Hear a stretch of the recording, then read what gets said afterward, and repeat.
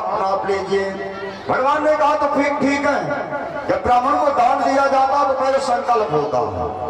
तो कमंडल में पानी लाओ, जल छोड़ो, संकल्प बोलो। यहाँ पर संकल्प होने लगा कि ब्राह्मण रूपाय वामनाय इमाम त्रीणि पदानि पृथ्वी अहम संप्रददेत।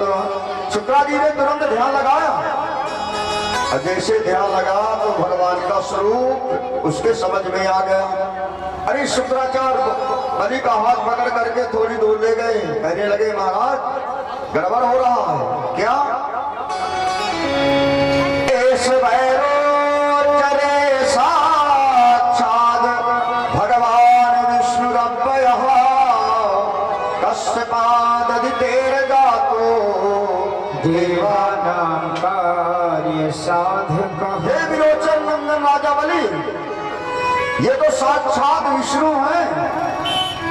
देवताओं की कार्य सिद्धि के लिए आदित्य के घर जन्म लेकर वामन का रूप लेकर आया है। जो तुमने 3 पैर पृथ्वी का संकल्प किया है वो 2 ही में पूरा कर लेगा, तीसरा देने के लिए कुछ बचेगा ही नहीं। अभी मना कर दो कि मैंने कोई संकल्प नहीं किया। और बेटे 8 जगह ऐसी है कि जहां झूठ बोलने से पाप नहीं लगता। कौन कौन से? थोड़ा ध्यान से श्रवण करना है। स्त्रीषु नर्म विवाहे च वृत्तिरथे प्राण संकटे गो ब्राह्मणार्थे हिंसायां नान्यतम स्यात् विदुषितम्। स्त्रियों में, अगर स्त्रियों में कोई बात छुपानी है ना तो झूठ बोल दो, कोई पाप नहीं लगता। क्यों? क्योंकि महाभारत में श्राप है कि न गुप्तम भारयते। अगर कोई बात पतिदेव कह देना कि तुम हमारी अर्धांगिनी हो, ये बात किसी से कहना नहीं, मैं तुम्हें बता दूं, किसी से नहीं कहूंगी। और जो पतिदेव वो बात बताए तो बस कल दैनिक जागरण में छप गया, करणे करणे जपन न जाए, पड़ोसिन पड़ोसिन से पड़ोसिन, पड़ोसिन से पड़ोसिन, पूरे यहाँ बात फैल गई। इसलिए माताओं से अगर कोई बात छिपानी है तो झूठ बोल दो, कोई पाप नहीं लगता। और दूसरी बात, हंसी मजाक में यदि मुख से झूठ निकल जाए इसमें भी पाप नहीं लगता। और बच्ची की शादी में अगर अड़चन आ गई, लड़का अच्छा है, घर बार अच्छा है, 1-2 लाख की भैया कमी पड़ रही तो झूठ बोल दो, भैया हम पूरा करेंगे, इसमें भी पाप नहीं लगता। और किसी के प्राण संकट में पड़े हों, अगर झूठ बोलने से उसके प्राण की रक्षा हो जाए इसमें भी पाप नहीं लगता। गौ हत्या, ब्राह्मण की रक्षा, धर्म की रक्षा, संस्कृति की रक्षा के लिए अगर झूठ बोलना पड़े तो इसमें पाप नहीं लगता। शुक्राचार्य जी ने कहा राजन तुम्हारे धर्म के नष्ट होने का समय आ गया, अभी मना कर दो कि भैया मैंने कोई संकल्प नहीं किया। बलि जी अकड़ गए, वाह गुरु जी, मैं तो आपके मुखार बिंद से श्रवण कर लिया, मैं तो 3 पग भूमि का संकल्प कर चुका हूँ। अब ब्राह्मण से कैसे कह दूं कि तुम्हें नहीं दूंगा? और तुम्हारे अभिमुखार बिंद से मैंने श्रवण कर लिया कि ये साक्षात विष्णु भगवान है, मुझसे भिक्षा लेने के लिए आया है, तो क्यों ना मैं सब कुछ भगवान को समर्पित न कर दूं। मैं अपने वचन को कभी भंग नहीं कर सकता। लेकिन श्रीमद् भागवत में कथा नहीं, विष्णु पुराण में है, ऐसा वर्णन आता है कि शुक्राचार्य जी एक सूक्ष्म रूप लेकर के कमंडल की नदी में जाकर के घुस गए। तो ऐसे न पानी गिरेगा न हमारा चेला का संकल्प हो पाएगा। अब भगवान अंतर्यामी, भगवान अपने कुशा से कुशा की एक कुशली छोटी सी निकाली और कमंडल की नली में ऐसे भगवान चुभो दिए तो गुरुदेव जी की एक आंख फूट गई।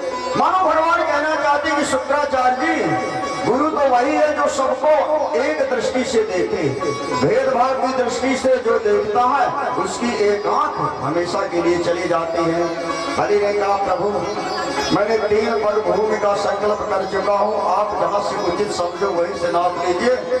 भगवान ने कहा ठीक है, लेकिन नापने से पहले हमको प्रणाम करो। जैसे राजा बलि ने भगवान के चरणों में प्रणाम किया तो भगवान ने विराट रूप धारण कर लिया। बोलिए विराट भगवान की। पृथ्वी नापी एक में, दूजे में आकाश,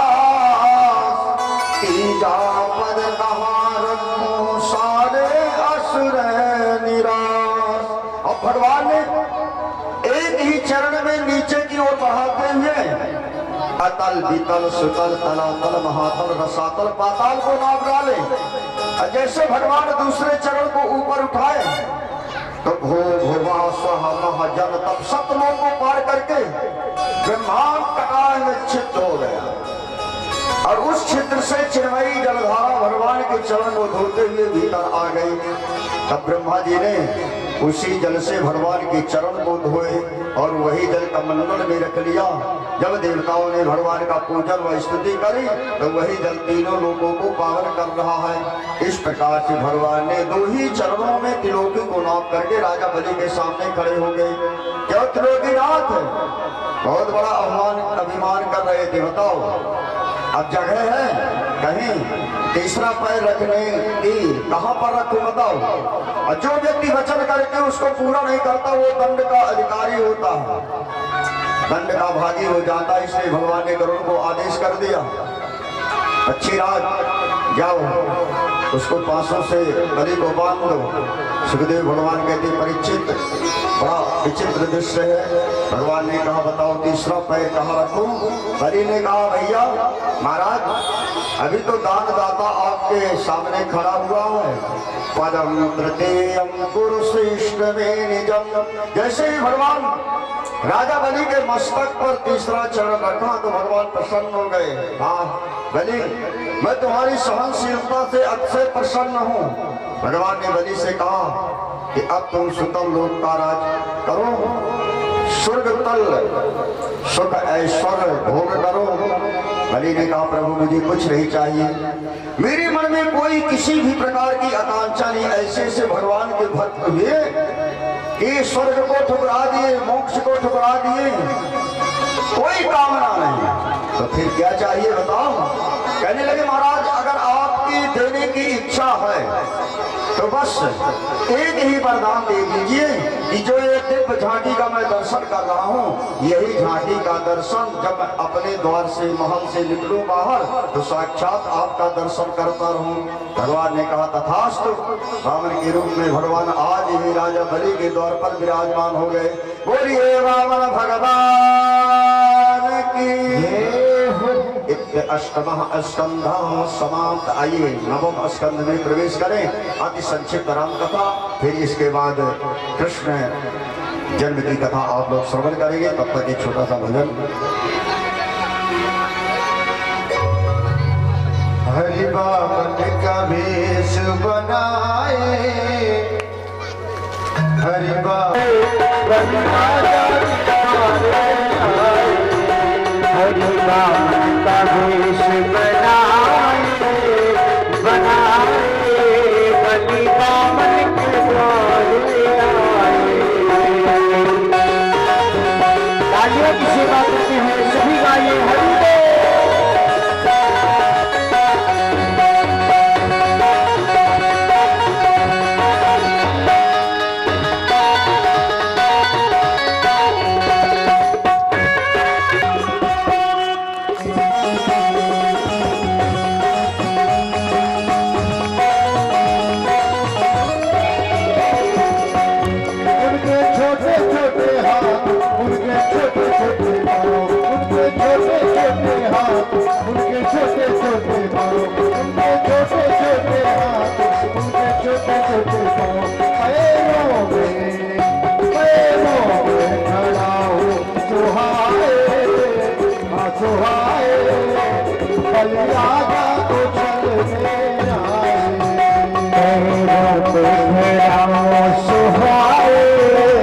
सुहाए बलि बामन